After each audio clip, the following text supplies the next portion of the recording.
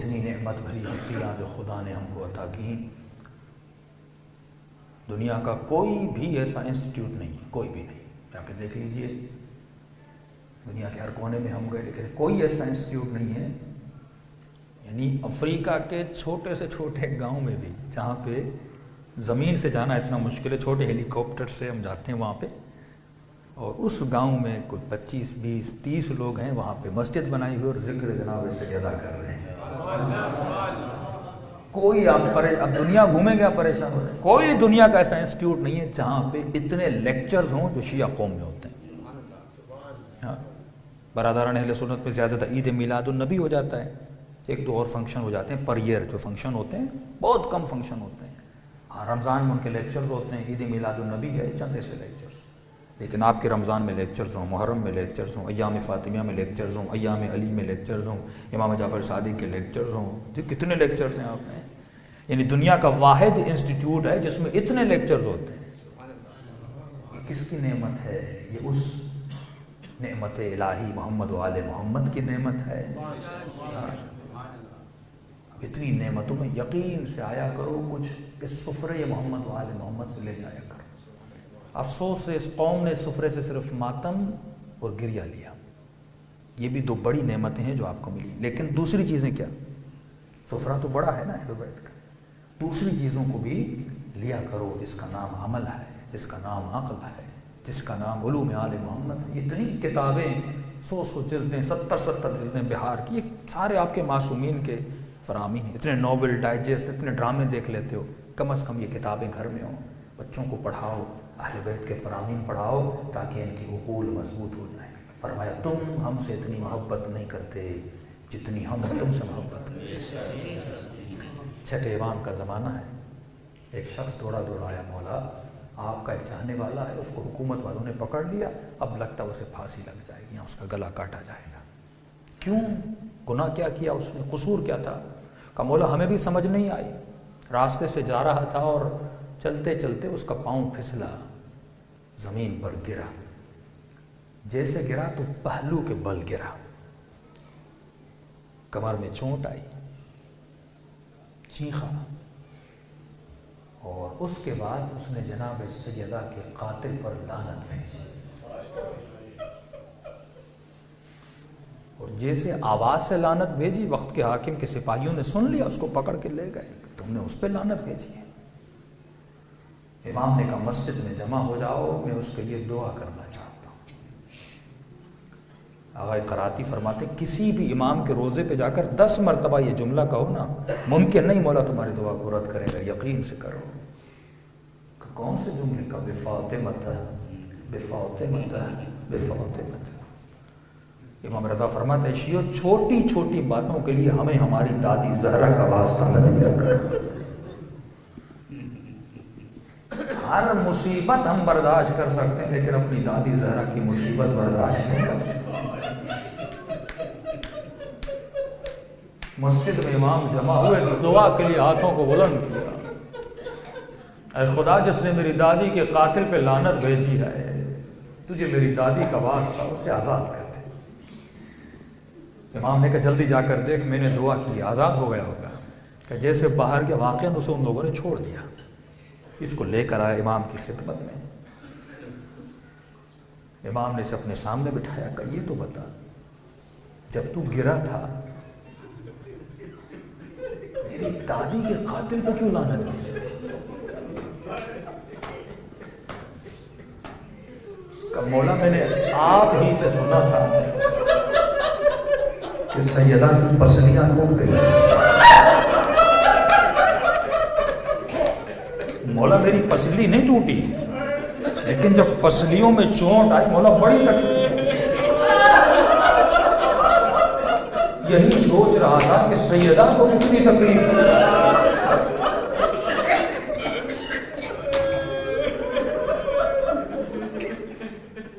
وہ be be جو رات کو زیادہ دیر تک کھڑی ہو کے نماز پڑھتی تھی تو رسول خدا کہتے تھے کہ سیدہ زیادہ دیر کھڑا نہ ہوا کرے۔ جبرائیل آ کر کہتا ہے کہ ہمیں پسند نہیں کہ یہ بی بی زیادہ دیر کھڑی رہے، بی بی کے پاؤں سوج جاتے تھے، اتنی نمازیں پڑھتی تھی، اور اسی بیوی کو دربار میں 4 گھنٹے کھڑا کیا۔ آج کا مسلمان یہ کہے نا کہ ہم نہیں مانتے دربار سے، بھائی نہیں مانتے ٹھیک ہے، آپ نہیں مانو، لیکن یہ تو مانتے ہو نا کہ دربار میں کھڑی رہی 4 گھنٹے، یہ تو مانتے ہو نا جو مباہلہ میں جا کے اللہ کی گواہی دے تو مسیحی بھاگ جائے۔ کسی ڈاکٹر سے پوچھا کیا یہ ممکن ہے کہ کسی انسان کے بال چند گھنٹوں میں سفید ہو جائیں؟ سائنس میں ثابت ہوا کہاں ممکن ہے، لیکن اس شرط میں کہ اس پہ شدید صدمہ ہو۔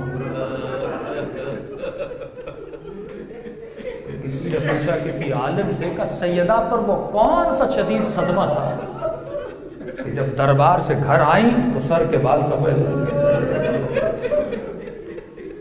کہ جناب محسن شہید ہوئے اس وجہ سے، کہ نہیں صدمہ تھا لیکن وہ شدید نہیں تھا، پسلیاں ٹوٹی، کہ نہیں،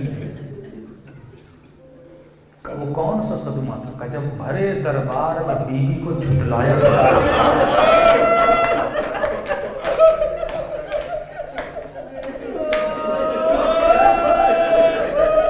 مجھے نہیں پتا یہ مسلمان اپنے قرآن کے ساتھ کیا کرے گا، جو قرآن انما یرید اللہ کی گواہی دے اور دربار میں اسی بیوی کو کہا جائے کہ تم صحیح نہیں بات کر رہے۔ مجھے نہیں پتا آپ اپنی ماؤں سے کتنا پیار کرتے ہو، لیکن بیٹے اپنی ماؤں سے بڑا پیار کرتے ہیں۔ کوئی ماں کو کچھ کہہ بھی دے نا، بیٹا برداشت نہیں کرتا۔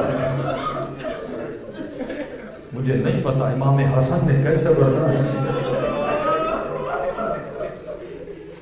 اس ملعون نے بیوی کا راستہ گلی میں روکا تھا، حسن کے سامنے اس بیوی کا جو لکھ کر دیا تھا اسی کو پھاڑا تھا۔ کبھی امام حسن کا ایک صحابی کہتا ہے مولا جب بھی مسجد میں جاتے تھے لمبا راستہ لیتے تھے، ایک راستہ قریب تھا، ایک دن میں نے کہا مولا اتنا چل کے جاتے ہیں، یہ راستہ قریب ہے یہیں سے مسجد میں جائے۔ کہا مجھے بھی پتا ہے راستہ قریب ہے، لیکن تجھے نہیں پتا حسن کیوں نہیں جاتا؟ مولا کیوں نہیں جانتے؟ کہ اس راستے میں اس کا گھر ہے جس نے دروازے پہ لات ماری تھی، جب بھی اس کو دیکھتا ہوں مجھے اماں کی چیزیں یاد آتی ہیں، مجھے ٹوٹی ہوئی پسلیاں یاد آتی ہیں۔ عزیزو یہ راتیں حسین مولا کی یتیمی کی راتیں ہیں، یہ راتیں امام زمانہ کی یتیمی کی راتیں ہیں۔ دلوں کو مدینے اور کربلا لے جائیں اور سلام کریں غربت زینب اور غربت حسین۔ السلام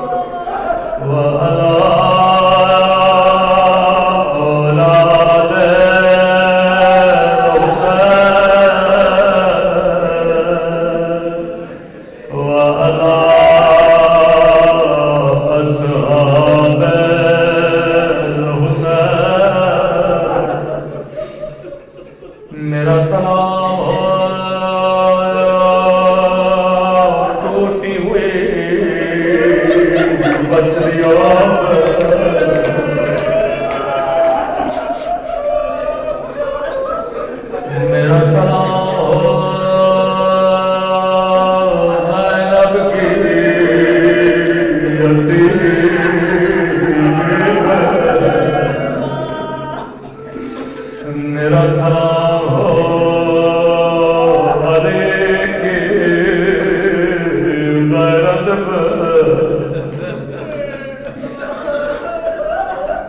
مولالی گھر میں تشریف لائے،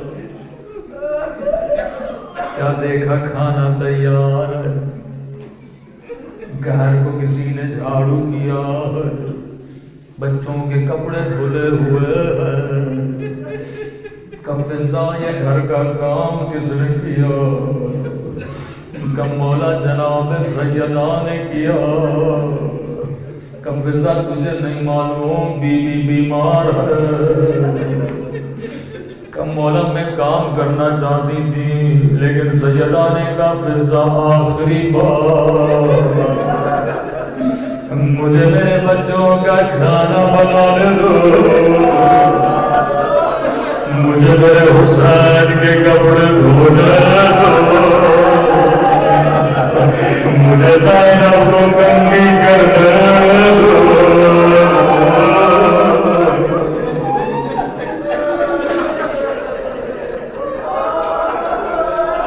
مجھے نہیں پتا علی کے دل پہ کیا گزری، مولا جلدی جلدی بی بی کے حجرے میں گئے، سیدہ ایسے کام نہ کرے، علی کا دل دکھتا ہے۔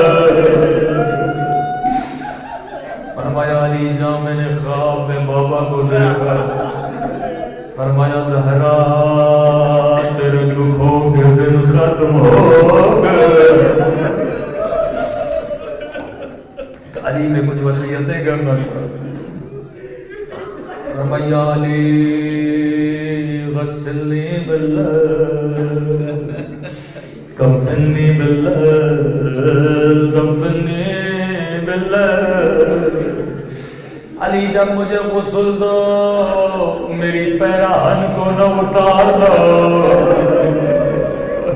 اسما کہتی علی نے غسل کے وقت پیراہن نہیں اتارے، لیکن جب کفن دینا چاہا زہرا کے بدن پہ کیا زخم تھے، علی کیا ہے بلند ہے،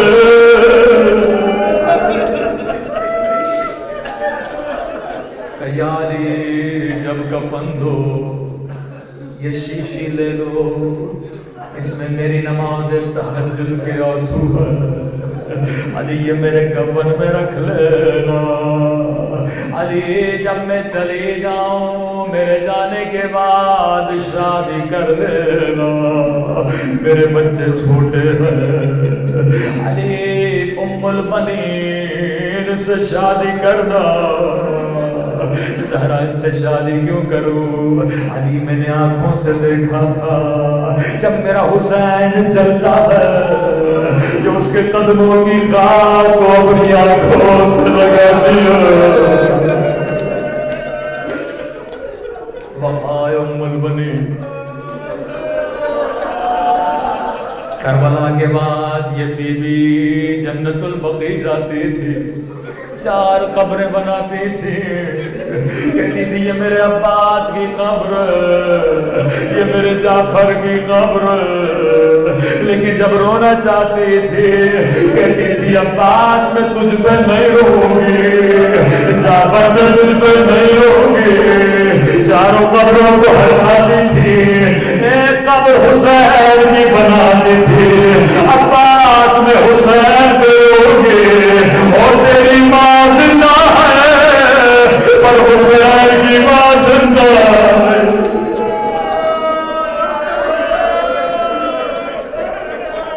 اب جو وصیت کی علی کی بھی فریاد بلند ہوئی،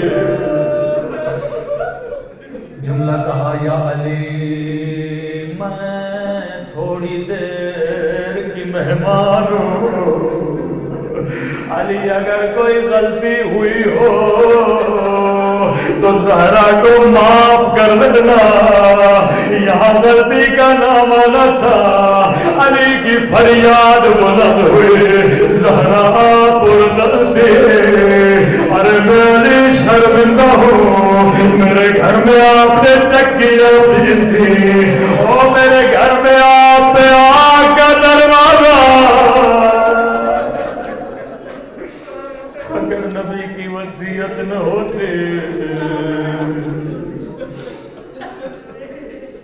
میرے مولا نے روتی ہوئی آنکھوں سے زہرا کو کفن دیا، بیوی کا جنازہ گھر کے صحن میں رکھا، مجھے نہیں پتا رات کا کون سا وقت تھا، شاید یہی وقت ہو،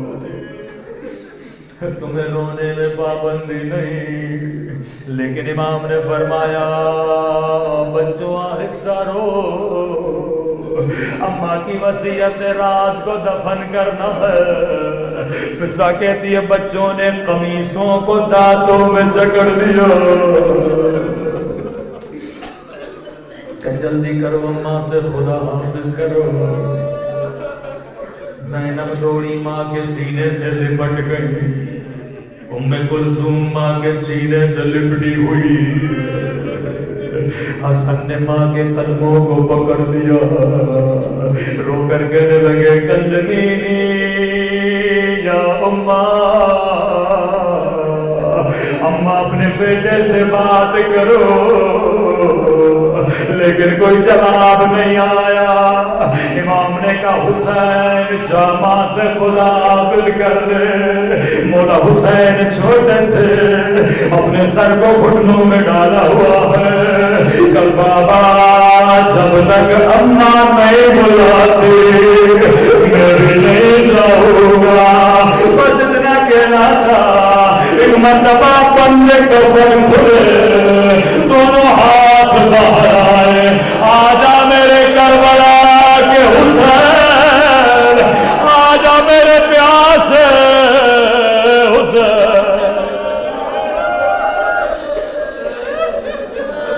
بحرام بپا ہے، بچے ماں کے سینے سے لپٹ گئے، جبرائیل نازل ہوئے، علی بچوں کو ہٹا، آسمان پہ کوہرام بپا ہے، بڑے پیار سے علی نے حسین کو سینے سے لگایا، او مولا حسین آپ کی قسمت، وہ جب یتیم ہوئے علی نے سینے سے لگایا، لیکن میں قربان سکینہ کی قسمت میں جب بابا کے سینے سے لپٹی تھی، ایک مرتبہ شمر نے تماچے مارے، وہ قاضیانے مارے، کوئی کربلا میں ہوتا